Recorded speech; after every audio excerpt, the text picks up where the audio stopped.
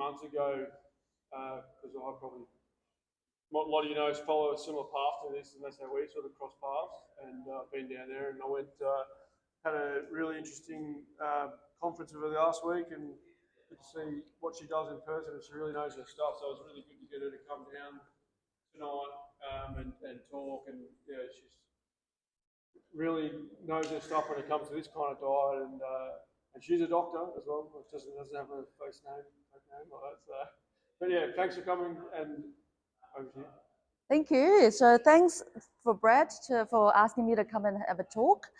Let me introduce myself. I'm Avi Charlton. So I'm a GP. So just to let you know, this is not medical advice.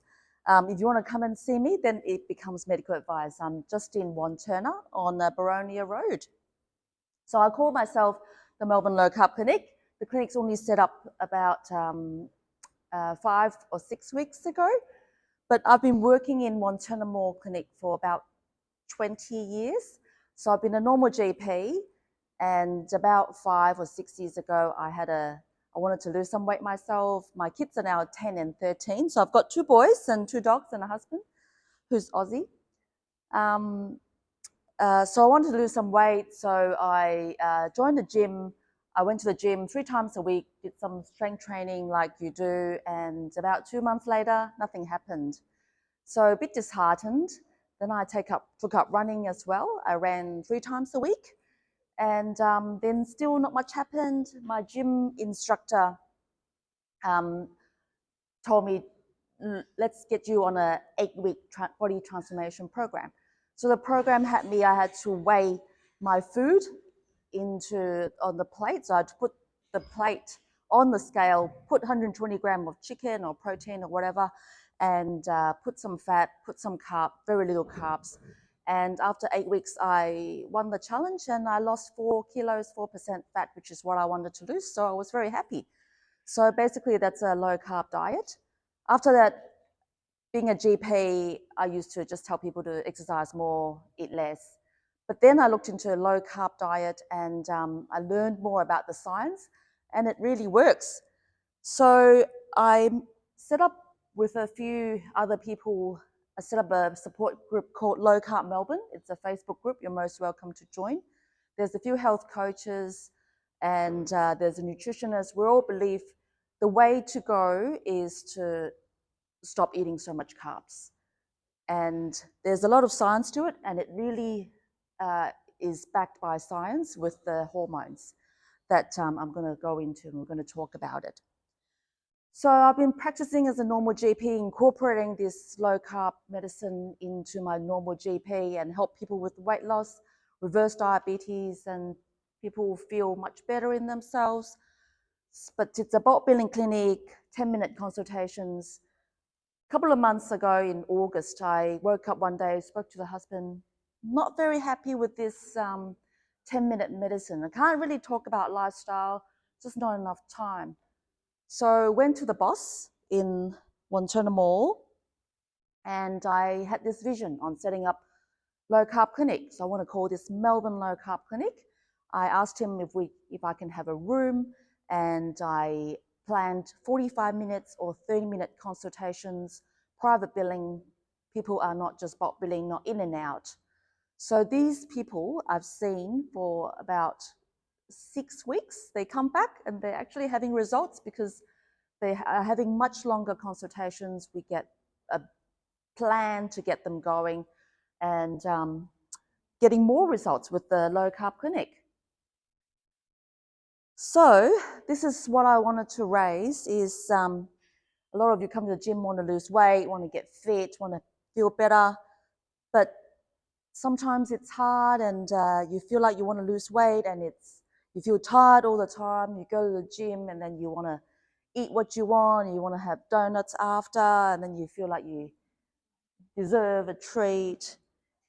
And then you feel like the more you exercise, the more hungry you get. And you feel like you're exercising, eating healthy, and you're not losing weight.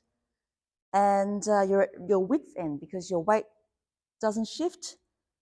So you've been told that you should measure your calories, calorie in, calorie out. So I can tell you this doesn't work. So if you eat less calories, you will reduce metabolism and you go into starvation. When you eat back normal, you will gain weight and you will gain more. There are actually a study showing they starved a group of soldiers. They gave them a very low calorie diet and they actually do lose weight. But when they refeed them, they actually gain even more weight because it's the body wants to absorb all the weight back when you reduce your calories. So what you really need to do is eat the good calories and not eat what's not helpful. So the bad calories, you really should not eat them. So this is why the calorie in, calorie out doesn't work. Your body is not a scale. It's not that simple. There's so many metabolic pathways. There's Krebs cycle, there's this cycle. Your body churns out ATP. It's not as simple as a scale. It's lots of things to do with many, many things. So we've got to learn about this hormone called insulin. So insulin is an essential hormone. It is responsible to regulate your glucose and put it from the bloodstream, put it into cells.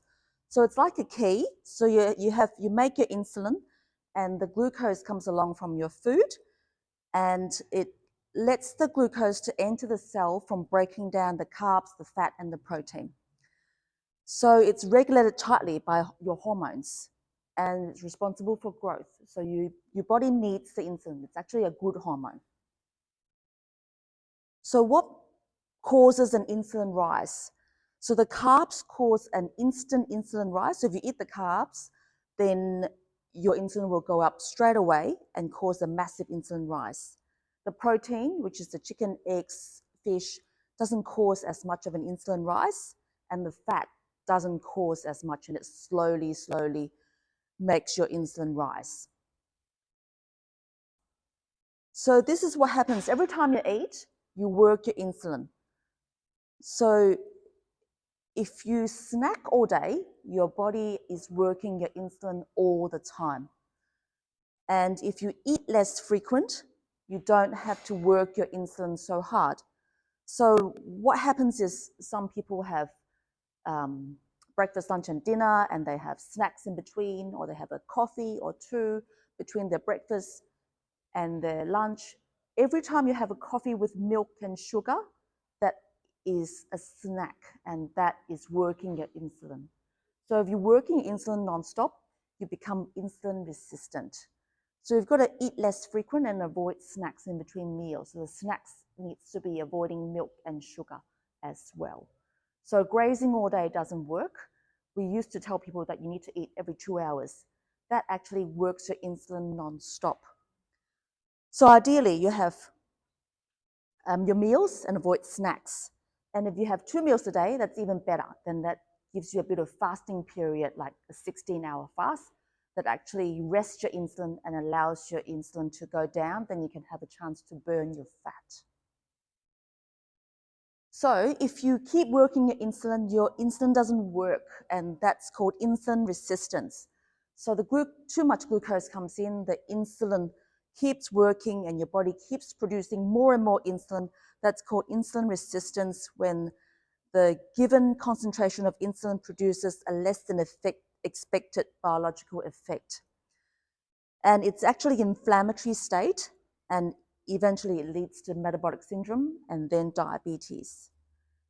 So what we've got to do is eat low carb. So eat low carbs means you eat your protein first. So your protein is meat, eggs, chicken, fish. That's where the nutrients is.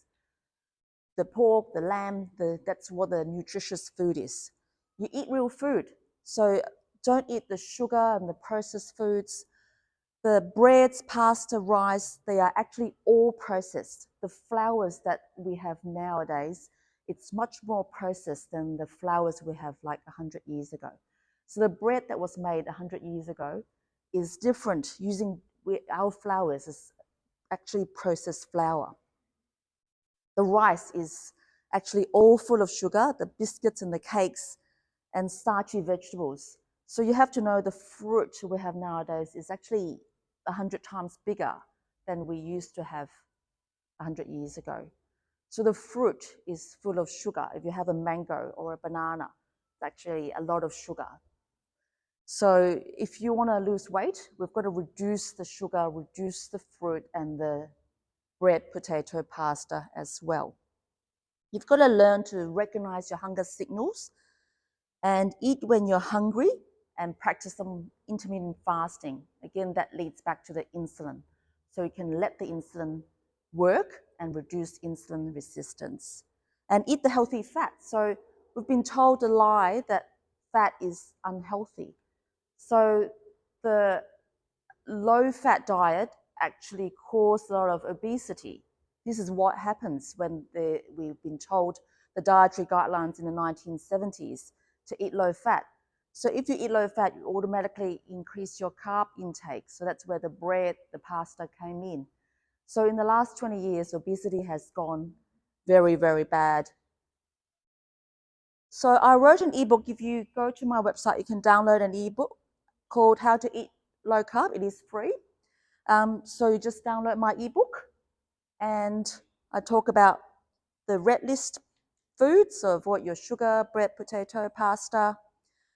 Avoid the processed foods, chips, packaged anything. And there's lots of names of sugars, so 56 names of sugar. So be careful of the fruit juice, the rice malt syrup, the maple syrup, honey is all sugar. Pick the good fats. So we've been told to avoid butter and eat margarine, and the margarine lowers cholesterol. Margarine is actually processed, so it's actually, I would avoid margarine as much as you can. It is actually made out of vegetable oil most of the time. So vegetable oil, canola oil, sunflower oil, corn oil, grapeseed oil, that's all seed oil. It's like petroleum. That's where they made the oil. That's where it comes from. The natural oil, fat is butter, tallow, ghee, coconut oil, olive oil, avocado oil. So that's what I would eat in terms of good fat. And then there's meat, eggs, chicken, fish, veggies. That's all the green list. So eat plenty of these foods. So you've got lots of good foods to eat. A lot of people say, oh, low carb, that's all the good stuff. All the bread, I can't eat. I can't live without bread. But you've got all these nutritious foods. You concentrate on the nutritious food. You've got lots of foods to eat. So when you go low carb, we've got to add more salt because there's lots of salt in the processed foods. So when you first go low carb, quite often we call it the keto flu. So if you add more salt, the keto flu goes away, and that's because of the electrolyte imbalance. That when you go low carb, you actually weigh out more salt. So we need to add more salt. Then there's the yellow list, which is the in-between food. So corn, pumpkin, the starchy vegetables, and some fruit. So moderation, not too much. And then the wine, alcohol. Low carb energy bars is advertised as low carb. It's actually highly processed, quite often with vegetable oil, sometimes with different names of sugar. So sometimes there's lots of ingredients in it. So just be careful with the low carb bars. So I'm going to talk about the benefits of low carb, which is what Brad asked me to talk about.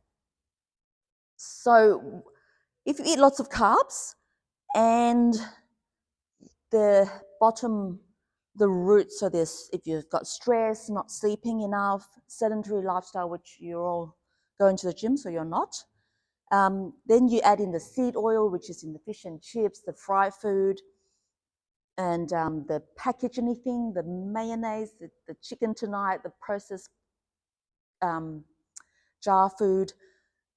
If you add all that together, you can increase your risk of insulin resistance. So when you have insulin resistance, it can ultimately lead to metabolic syndrome, which is diagnosed as increased body fat, high blood pressure, borderline glucose, so your glucose becomes high. And in the cholesterol profile, you can see your triglyceride level quite high and the good cholesterol quite low. So all this is metabolic syndrome. And we've actually come to know that a lot of conditions is contributed by this metabolic syndrome, insulin resistance. So some cancers are inflammatory. Heart disease, Alzheimer's disease is related to metabolic syndrome. Arthritis, polycystic ovarian syndrome, gout, fatty liver. So fatty liver, quite often I found that it's to do with sugar, fruit juice, too much fruit. Fatty liver is the predisposition to diabetes. So first you become, your fat stores in the liver, and then you become metabolic unhealthy, and then you become diabetic. So if you have some little bit abnormal liver function test, it could well be fatty liver. And then some cancers. So lots of cancers are related to obesity. So if you're obese, you've got higher chance of breast cancer, prostate cancer. So if you want to avoid having cancer or Alzheimer's disease, then low carb is the way to go. So quite often so I actually asked the group Low Carb Melbourne, what have you noticed? Your benefits. So how have you found going low carb? So this is a group of people that have gone low carb, sometimes for a few years, sometimes it's just they're just starting, they're looking into going low carb. Quite often they stop being hungry. So they work out, they fast, and they're not hungry anymore because they start to burn their own fat. They're not burning carbs anymore. They're not glucose burners. They're burning their own fat. They've got lots of fat reserve to burn. And they're not craving sugar anymore. So if you stop having your sugar, you become fat burning. You don't feel like wanting sugar. And they lose the fat around the tummy first. They improve the metabolic markers, which is what I said, the triglyceride and the HDL actually goes the right direction. The sugar comes down, and insulin is a hormone which we can measure in the blood tests. A lot of doctors don't measure it, but I've come to understand measuring insulin in your fasting blood test is very, very helpful. If you have high insulin, then working towards lowering insulin is very helpful. And your blood pressure comes down. So I had an old lady, she had cup of soup every day, and I measured her blood pressure was sky high. I told her stop those cup of soup because she doesn't want to cook and she's want an easy way of eating meals. After a couple of weeks of stopping cup of soups, her blood pressure became normal. So it's the processed foods that make your blood pressure goes up and the sugar. So we reduce the metabolic syndrome and diabetes. I've also prescribed low carb diet for IBS and reflux, and these people will come back with much better bowel and reduce the IBS. Oh, there's a double there. And they reduce the brain fog, the brain functions much better, reduces inflammation. I had a lady with foot pain. She was sugar burner, she eats lots of sugar. And I offered an x-ray of her foot and I said, why don't you go low carb? Because it might be inflammation causing these aches and pains. She didn't end up having the x-ray because her foot pain got better and she lost 10 kilos a couple of months later. So amazing results.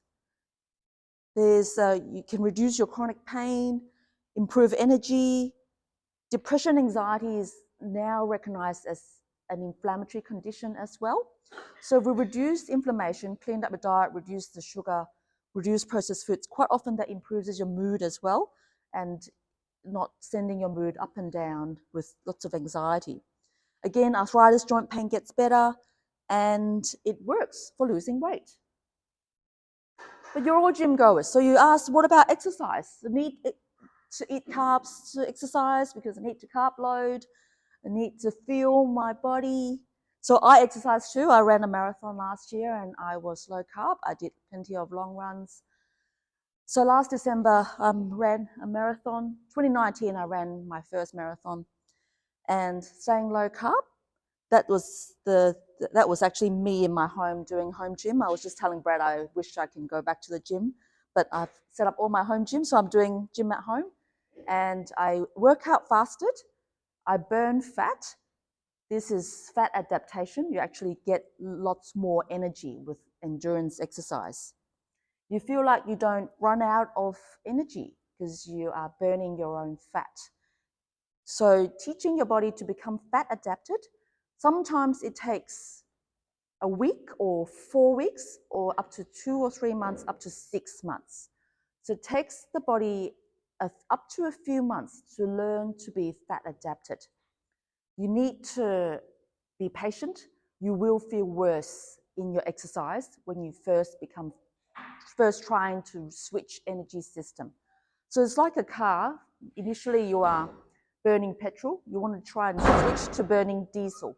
The diesel will give you the endurance energy, but when you're first switching, you will feel more tired. So you've got to be patient, and you've got to be gentle. You've got to do lots more gentle exercises and build it up.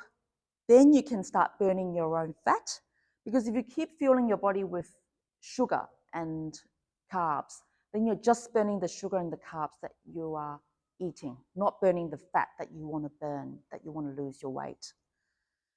And if you become fat adapted, you don't run out of fuel because you've got all this fat reserve that you can burn, and you get less gut issues. So in runners, quite often we have gels and we have glucose drinks, and there's toilet trips, there's people get upset tummy when they're running marathons because they're fueling themselves with all the gels and sugar, and they actually need to go to the toilet a lot. But when you're fat adapted, you burn your own fat. You last longer with endurance and reduce inflammation. So when I went low carb, my recovery is so much quicker. When I was burning glucose after a long run, the next day I just couldn't walk afterwards. When now I'm burning fat, the next day I function normal, much less aches and pains. Like yesterday I ran 15 kilometers and I feel fine today. There are lots of other things as well. I always talk about lifestyle. So nutrition, exercise, avoiding addiction. So some people have alcohol. I have people who are low carb, but they still drink lots of alcohol. So that doesn't work when you're still giving yourself too much alcohol.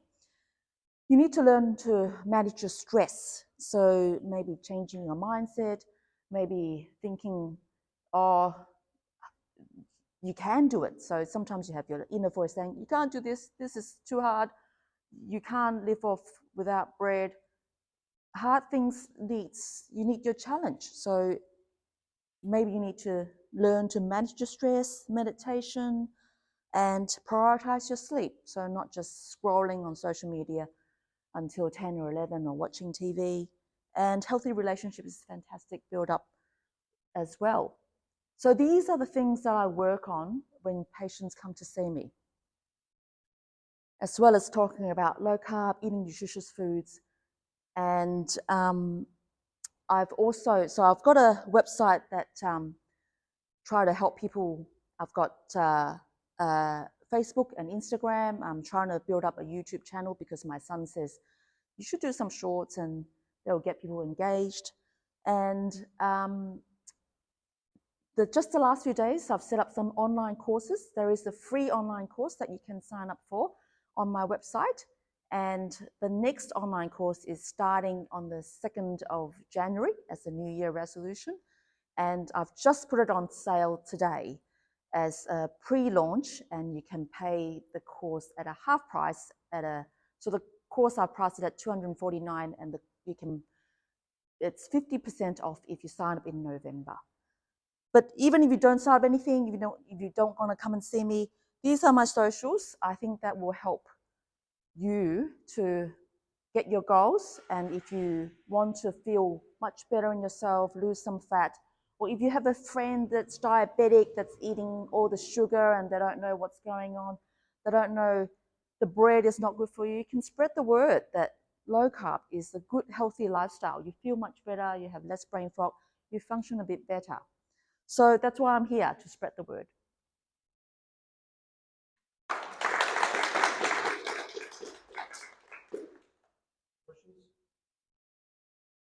So there was a few questions that Brad has asked already about vegetarian and vegan. So vegetarian going low carb is much easier than the vegan. Being vegan is quite hard to go low carb. And with the lentils and the legumes they're good carbs, but they are actually quite high carbs. So if you're vegetarian trying to go low carb, I would still prioritize your protein with plenty of eggs, And tofu, seeds and nuts are fantastic. Peanut butter has got lots of protein, but mainly the eggs is the way to go because you're a vegetarian, you can eat the eggs. Then there's so still try and eat real food or the plant-based burgers. If you look at the ingredients, if you've got 10 ingredients with seed oil, just stay away from it. So that's what the plant burgers is like. So look at all the ingredients. If it's anything more than 5 ingredients, then if anything's got vegetable oil, canola oil, sunflower oil, then stay away from those packaged anything. So vegan is quite difficult to go low carb, and quite often it is full of processed foods. But if you concentrate on eating real foods, it's much better than incorporating all the processed foods. And then there's another question, how do I get full from not eating carbs? The idea is you need to prioritize your protein and eat the healthy fats. So if you have cravings, you might want to, you can snack on some real protein food like a boiled egg or cheese. Nuts and seeds is much better to snack on than chips and packaged or sugars, and just reaching out for the good, healthy, low carb, healthy fat, seeds and nuts are much better.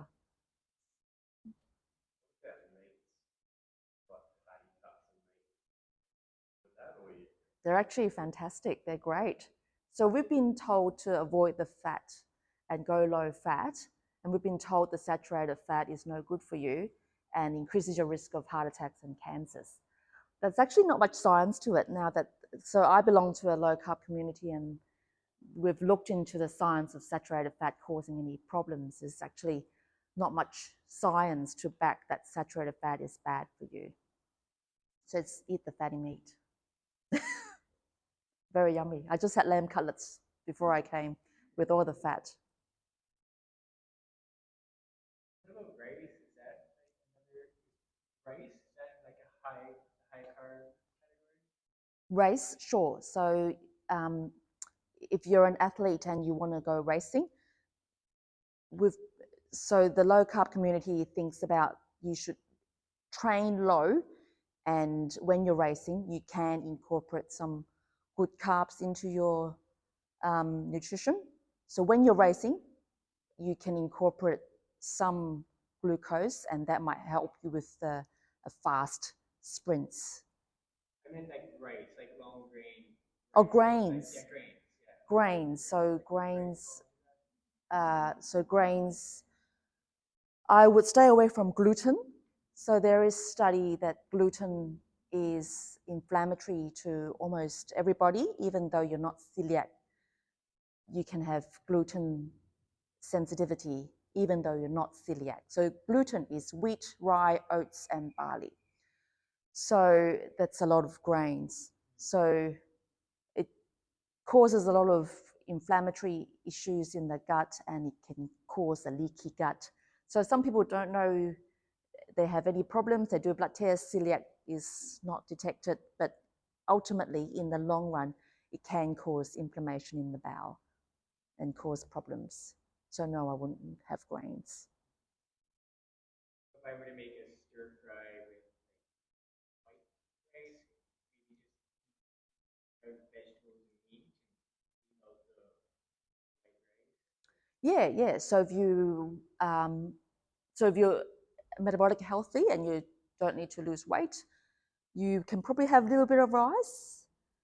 But if you really want to lose weight, then the lower the carb you go, the better you are. Then you leave out the rice and you can make cauliflower rice. So just blitz cauliflower. I have lots of cauliflower into zip bags and cook the cauliflower, and that's rice. My kids are metabolically healthy. They can burn all the sugar, not all the sugar, but they burn more sugar than I do, and I do give them rice. And the husband wouldn't eat low carb. So he eats the rice and the bread. So you can't convince everyone. You just spread the message, and whoever wants to look, they can find their own way. And especially the people close to you, they will come when they're ready.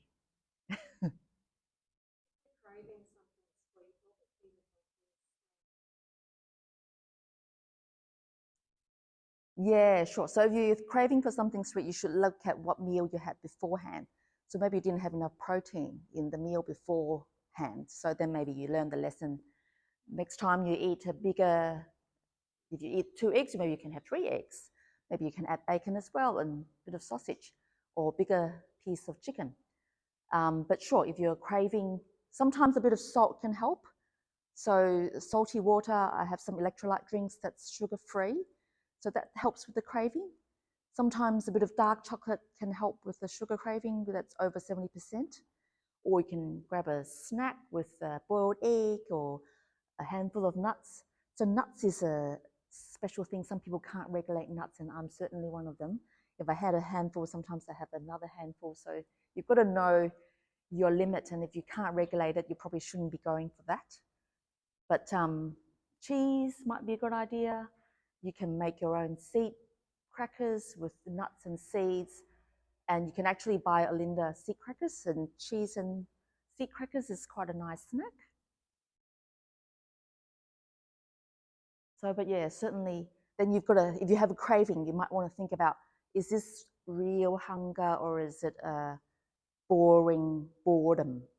So if you're bored and you're not really hungry, then maybe you can tell yourself this boredom voice is just telling you that you're bored, and because your habit at 5 o'clock you want to have a wine or something. Maybe you can just sit in your discomfort and tell this voice that I don't have to listen to you. You're just telling me to do this.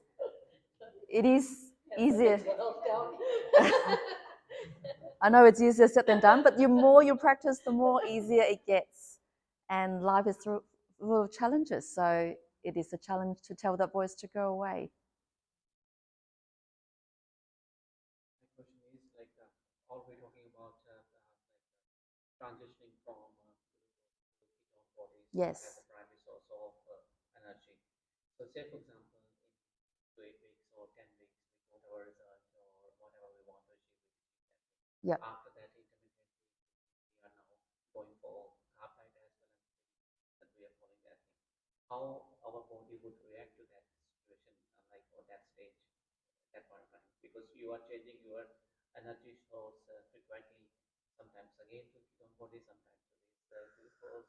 Well, I would suggest you go low carb all the time so let's say you've got a race in 2 weeks' time, then no, please don't change your fuel source because you are training for this race in 2 weeks' time. So keep doing what you're doing and keep glucose burning. But once you finish that race, you might have a downtime, and maybe it's the time to switch your fuel system to fat burning, do some easy exercises and train up, be nice to yourself, realize that it will take a bit of time to adapt to fat adaptation, maybe a few weeks, maybe a month or two. Then ideally, even for the next race, you can be a fat burner. Then as runners, you don't bonk. So you don't go running out of glycogen and you don't need to carb load. So you actually have endurance even with the long, if you're going for long distance, whatever, running or cycling. So this is equally applicable to like if you want to do a strength exercise, more weights and other things. So Absolutely, yep. So strength exercises, you can still be a fat burner. Then you can burn your fat and you recover better, less inflammation. So all this glucose and inflammatory food actually increases inflammation. If you train hard, train too hard, that's inflammation as well. So then you've got to do other things like sleep and meditation and all the other things to counteract the inflammation. Otherwise, I can test your inflammatory markers and it will be high, and then you get inflammation. You've got higher chance of heart disease, cancers, Alzheimer's, gout, blah blah. Lots of things. If you've got people looking at starting low carb, do you encourage them to do low carb straight up, or do they work into that, or do they? Either way, entirely up to you. So it depends on where you're at. Depends on what you want to do. If you want to go hard, low carb, next Monday, low carb straight away, sure, but you might feel keto flu. You might feel crappy for a little bit. You have to add more salt. You might have some cravings. You might want to plan some easier days. You might have headache and feel a bit unwell. So, but sure, you can go hardcore, quit cold turkey. If you want to ease yourself into it, that's great. That's fine too. So you can maybe change one meal at a time. Maybe the breakfast, you get rid of the cereal and the oats and just change to eggs. And then the other 2 meals, not worry about it for now. So you can ease yourself into it. Some people are grazing non-stop and they have 3 meals and they have lots of snacks in between. So maybe you can do 3 meals and 1 snack between each meal and consolidate the snacks and not grazing non-stop first, just to ease yourself into it. That's okay. Or you can, some people just get rid of the bread and go high protein and veggies, and sometimes they just eat the root vegetables and not worry about all the other carbs yet, and then ease themselves into it. If you want to not go low carb yet and try yourself, prioritize your protein. Eat your meat first. That's where all the nutrients is. Sometimes you eat the big chicken or the big steak or the meatballs. You don't feel like eating the bread and the chips anyway. So then you can slowly ease yourself into cutting out the carbs. So either way, no rules. There is also a difference between keto and low carb. Like we're talking about low carb, not keto diet. Like keto diet, very, very hard to maintain. And that would, like, you really do crash if you go straight into like keto. So like keto is like under 20 grams of carbohydrates. Like low carb is above that and is actually quite sustainable, quite easy to do. Um, so like what you were talking about, like you were talking about being in ketosis. You're not in ketosis, but with low carb, you just are at a lower carb. Right? So your body doesn't have to rely on ketosis. With what you were saying, your body starts learning to train off the lower carb diet, not rely on keto. So keto is benefit for some conditions. So keto, yet again, is less than 20 grams of carbs, and low carb is less than 50.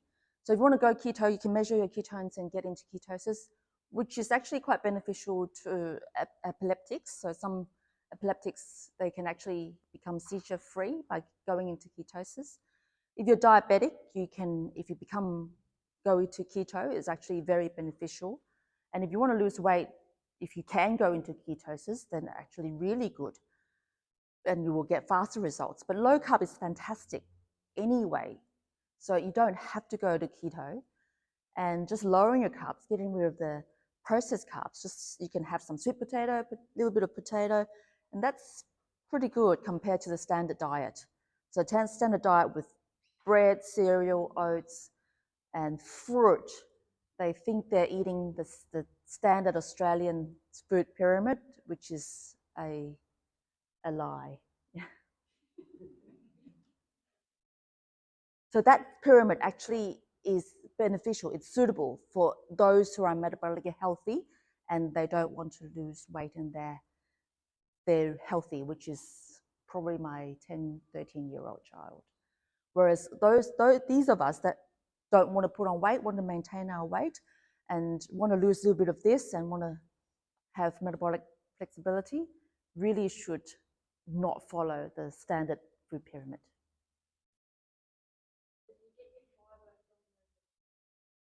Yeah, absolutely. Yes. So you can have broccoli, cauliflower, capsicum, tomato. But too much potato is starchy, very high carb. Yes. So if you want to lose weight, then less potatoes. Try to avoid ice cream. So they are called sometimes food. So they're not everyday foods. So too much sugar is no good. So, but everyday food is the healthy food, the meat, eggs, chicken, fish, that's everyday food. And the chocolate and the sugar and ice cream is occasional.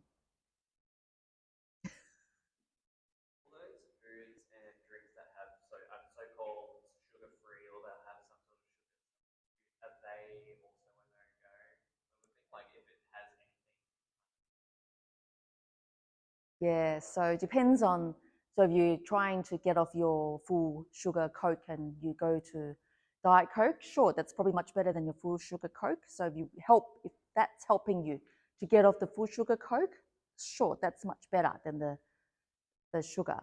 But there's studies showing that the aspartame and the diet drinks actually affect your gut microbiome, and we don't know the long-term effects, and it can cause inflammation, leaky gut, and damage the bowel linings as well. So if it helps you to get off sugar, that's probably okay, but not in the long run. But occasionally you might be all right.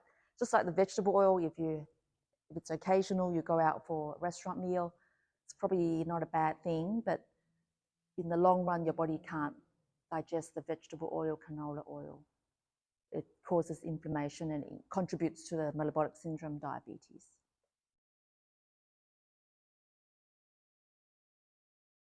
I hope that's helpful. So you're most welcome to come and see me or follow me on socials. And you can go on my website and you can sign up to my free e-course, and there's a free ebook, and the new course that I've just launched today is starting next year.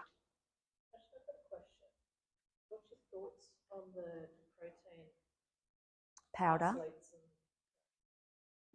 Yeah, so the protein powder, your body is not digesting it. So your body, so eating is much better because you're using your energy to eat the food. So real food is much better than the protein powder. But if you're not getting enough protein in, the protein powder is probably okay. So it depends on your outcome. So if you can't eat that much meat, if you want to supplement with extra protein, that's probably not a bad thing. relevant where, like, whether it's a rice isolate or wheat isolate? Yeah, so I think the whey protein is much better than the plant protein. So plant protein is pea protein, is no good. And then there's lots of protein powders got more than 5 ingredients, and stay away from it. Some of them have the sugar, that one of the names of the sugar, you stay away from it. The less ingredient, the better. And whey protein is better than the plant protein. But food is much better because your body is working and you're spending energy to digest the food. So eat an egg or 2 or 3 is much better than protein drink. I do have protein drink maybe once every fortnight. If I'm going for a run, then I've got to go somewhere, then I have some smoothie with the protein drink and some chia seeds, and that's a quick after run meal for me for breakfast. So, but if you can fast, that's even better. So intermittent fasting is fantastic. Yeah, you work yourself into it. You can train up to intermittent fasting.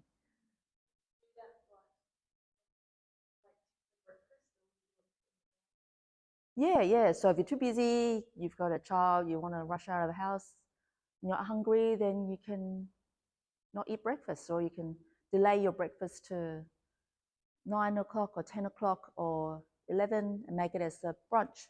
Then you can have 2 meals that day and have a brunch and a dinner. But you have to make sure you have enough protein intake in those 2 meals to satisfy your protein, because you need the protein for your body, for your bowel and the hormones and muscle, especially if you're working out, exercising, you need the protein for your muscle repair. So if you intermittent fast, eat less meals, then that meal needs to be more protein.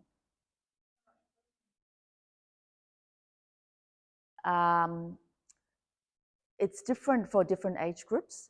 So men needs more. So usually the rough guide is 1.5 milligram per kilogram. So the bigger you are, the more protein you need. There's algorithms in the website that you can calculate. But usually I'd say 3 eggs in a meal, 3 times a day. So I eat 3 meals a day, and my breakfast is 3 eggs. And then I have a big chicken or a beef, and then I have a bit more protein at night. But I want lots of protein for my running and exercise. So whilst you're not spiking your insulin, back to the intermittent fasting conversation, your body is using its own body fat energy store. Correct. Yes. to fuel. That's right. Yes. Then your insulin doesn't have to work. Then you can have a So chance. when your insulin is not working, your body's fueling itself from its own stores. When your insulin, if your insulin If you're resistance, not spiking your insulin, then your body's using its own. depends on how low your insulin is going. So if you're insulin resistant to begin with, and it takes a bit of time, so it's like a train. You have to train yourself to reduce the insulin. So ultimately, if you reduce your insulin, then you can burn your own fat. But some people are quite big and the insulin is quite high in the beginning. They are still insulin resistant for a while. It takes them some time to train their insulin to become more insulin sensitive. But it works for them. They can, if they've got diabetes, they can reverse the diabetes. That's pretty amazing. So quite often the doctors say, oh, you've got diabetes, you are losing your foot and you are bound to have complications. But we believe if you eat healthy, you can heal, you can reverse diabetes, you can improve metabolism. And I actually get people off medications. I've got people on 5 or 6 diabetes medication. I can get them off and reduce the insulin. That saves taxpayers money and they get healthier. It's all about the food.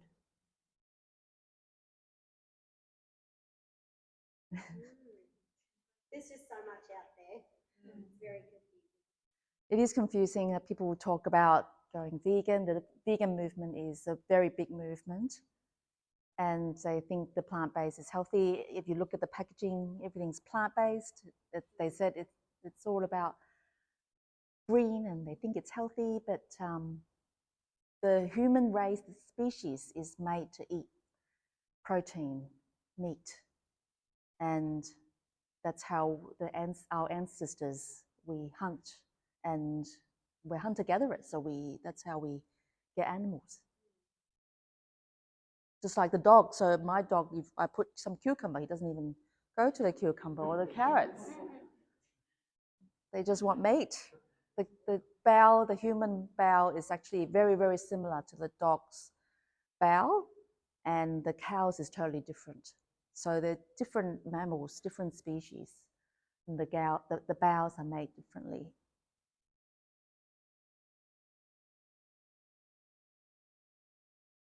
So hopefully that helps with understanding nutrition, and if you want to improve your health, then consistency is the key. Maybe you can have a treat for Christmas, but go back to eating healthy straight away after. Or if you plan to eat your turkey and your ham first, and then the sweets, if there's room, you might not feel like sweets anyway.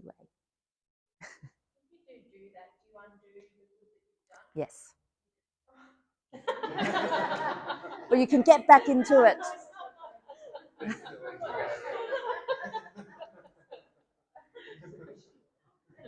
But if you get back into it, it doesn't take very long. Yeah. So if you go off rail, you can just tell yourself you can get back on rail. Doesn't matter. And strength training, going to the gym is fantastic for improving insulin. So that helps to make more muscle. So strength training, building muscles, lifting heavy will be great to improve your insulin resistance, make your insulin work. So together with low carb, intermittent fasting, sleep, reduce stress, all those things. If you're menopausal, then the insulin doesn't work as well. So then you've got to think of ways to improve your insulin with all those things. I'm just a GP, so you just book in. No. In fact, in Wanchunabal, I'm not taking new patients, but in the Melbourne Low Carb Clinic, I'm taking new patients. So you can go on the website and book appointment.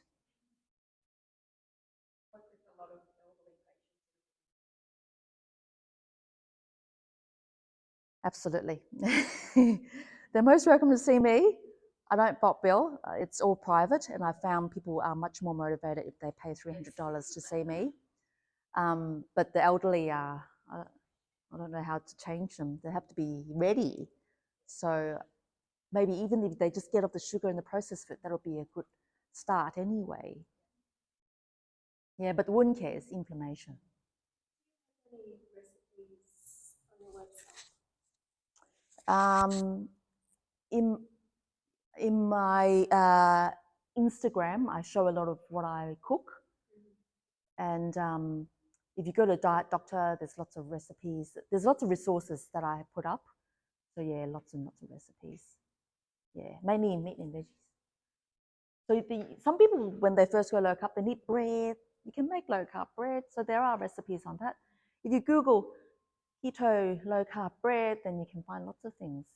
Or you can make low carb pasta. You can make all sorts of things. Pizza. I make keto pizza with chicken mince or cheese and almond flour.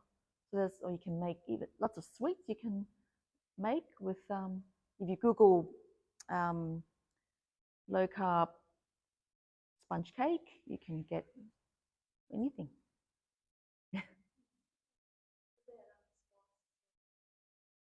Yeah, plenty of spices. Yeah, so when you look at, when you buy the spices, you've got to make sure there's no vegetable oil fillers or some of them have grains and carbs in it. There's good brands like Mingles Seasoning is a good brand that I buy. Mingles, so there's no fillers in that. So yeah, lamb cutlets today, lots of garlic and herb and mixed spice or whatever it is. It's on my YouTube. I just uploaded it before I came.